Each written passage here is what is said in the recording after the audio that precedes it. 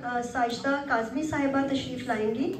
आपको थोड़ी जल्दी है तो आप कहती हैं कि खिल उठा चमन सारा, गुंचा गुंचा रक्सा है, हुस्न है बहारों का एक तुम्हारे आने से। इनको जल्दी नहीं, हमें इनको सुनने की जल्दी है। माशाअल्लाह, आपकी इजाज़त है। हमारा उनसे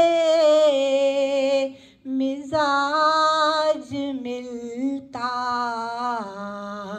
तो जिंदगी क्या हसीन होती।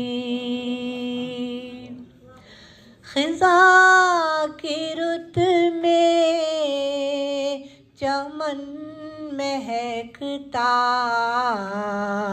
तो जिंदगी क्या हसीन होती।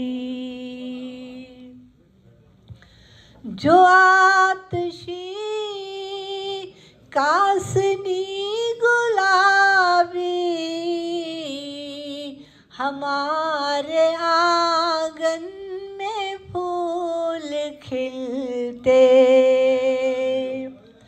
ये सारा आंगन महकने लगता तो जिंदगी क्या हसीन होती।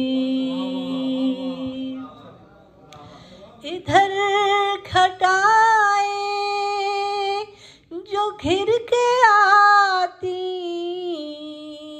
तुम्हारी आँखों से मैं छलकती।